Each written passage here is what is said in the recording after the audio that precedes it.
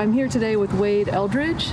Today is Monday, November 24th, 2025. We're at the Larimer County Justice Center in Fort Collins, Colorado.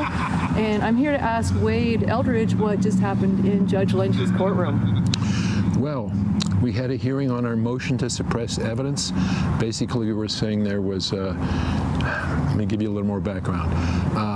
My client was charged with 2 misdemeanors, possession of illegal weapons and violation of a restraining order. It was all based on what we considered to be an unconstitutional stop. But our arguments in this case, we really had at least, I'm going to say 4 reasons, and I'm going to take a little time to tell you about the 4 reasons. I remember one lawyer, I've been a lawyer for 50 years, so it was a long time ago, a lawyer once said, whenever you see a lawyer pull a rabbit out of his hat, it's because he had more rabbits in there and he just got a chance to use one of them, right? So we had at least 4 arguments in this case. One was that the stop was illegal from the get-go, or ab initio, to use the Latin phrase, right? So what happened here is a police officer who, I have to say, was truthful and honest in his testimony, which really won the day for us. He said he pulled the car over because it had a smoked license plate cover. Well, the statute that the officer was referring to is the smoked license plate cover is in the context of a law which talks about automatic license plate readers, which is a whole nother thing that the public needs to be aware of. There's a big article. ICE and the other federal agencies are using license plate covers all the time, license plate readers, to see where people have been and their track. We're really losing our privacy in this country, but that's a whole nother discussion. Okay, so the first argument was that there was no reason to pull the car over to begin with because he used a statute which dealt with license plate, dealt with automatic license plate readers, which the officer said, well, yeah, it does, and there was no automatic license plate readers, so that's out. So that was rabbit number 1, right? Rabbit number 2, because we knew that the officer, before he pulled it over, could read the license, so the DA tried to fall back on some other statute that the license plate has to be clearly readable. Well, the officer said that before he pulled him over, he radios into dispatch what the license plate is. How were you able to do that? You were able to read it. So the officer, again, he was honest, said when he first sees the car on the highway, it had a smoked cover, but the license plate was clearly readable. Boom. Thank you very much for that. And then after he pulls the car over, 12 seconds after he pulls the car over, he radios into dispatch again. And how did you radio the license plate number? You were able to read it. Yes. So when you pull it over, the license plate was clearly readable. Officer says yes again. Thank you for your truthful testimony. Okay. So then there's a whole, what's that, rabbit number 2? Rabbit number 3 has to do with Rodriguez versus the United States. There's a federal law, there's a federal case,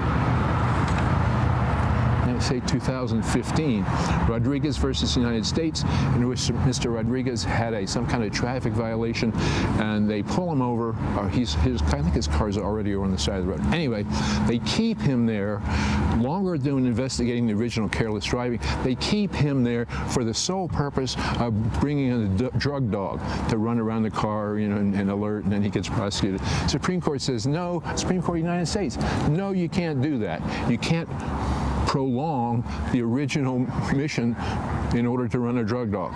Once the original mission is done, that's it. Here's your license back, see you later, right? So what was it? There's our fourth argument, let's say, 4th rabbit, right?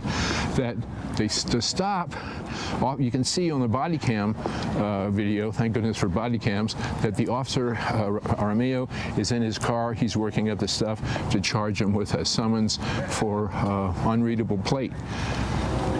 But he keeps him there. So he's finished his investigation of the unreadable plate, and actually even before, when he first goes to the car, he smells some marijuana. Right away, he summons a drug dog. Well, People versus McKnight points out that after Amendment 64, the smell of marijuana ain't probable cause for jack, because marijuana is legal, right? And there were no other reasons why you'd have to summon the drug dog. Now, here's where it gets even more interesting, right? There's a split between the federal law and newly emerging Colorado law, especially People versus McKnight and People versus Lopez, another Colorado case. People versus, the question is, what do you have to have before you run a drug dog, right? A whole line of Supreme Court cases, starting with the Place case and Illinois versus Cabales, which says, well, what's a sniff and what's a search? Is a dog sniff a search? So some federal law says, well, it's only a search if they're trying to find contraband, right? And if it's contraband, like drugs, a person has no reasonable expectation of privacy. That's the key word from the Fourth Amendment and the Article 2, Section 7 of the Colorado Constitution. You don't have any reasonable expectation of privacy in contraband. Well, hell, they didn't find any contraband in Mr. Lemus's car, yet the dog alerted. So what is that? Now, is it a search or is it not? So Colorado has a broader constitutional protection than the federal Constitution, right? So the McKnight case, especially the dissent points out, as well as the Lopez case, you have to have reasonable suspicion before you run the drug dog, as a predicate to running the drug dog. So what is that? Rabbit number 4 or 5? I've lost count. They didn't have reasonable suspicion to run the drug dog. But they did anyway. But they did anyway, right? And then the drug dog alerts. And that brings up a whole nother issue. We filed a motion to produce the drug dog's training records, the certification, when was he trained, what's his batting average, how many times did he falsely alert. And there's case law which says that if they don't give you that stuff, when they have to, you can get the case dismissed. How many rabbits is that? That's a fourth or fifth rabbit, yet another rabbit, because they didn't give us all this stuff. So one of the things said for today was a discovery dispute, where you said they didn't give us all this stuff about the reliability of the dog, which they have to do, right?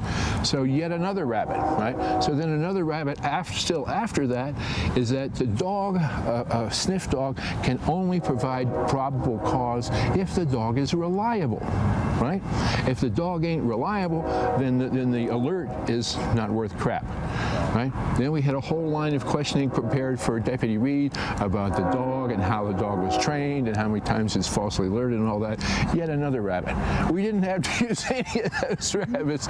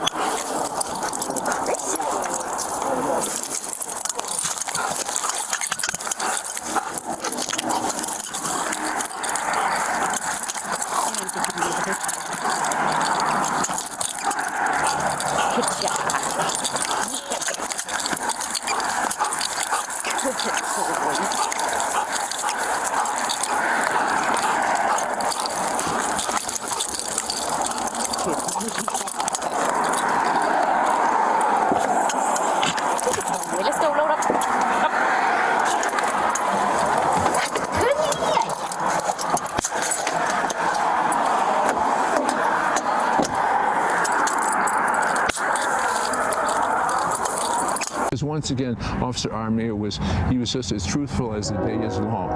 And once he said that the license plate was clearly visible, he said that under oath at least 2, maybe more times than that. That was the end of the story, right? No probable cause to stop. Everything's a fruit of that, fruit of the poisonous tree for your listeners or observers. If there's a poisonous tree, the tree has poisonous fruit. So everything that was derived from the illegal search is out.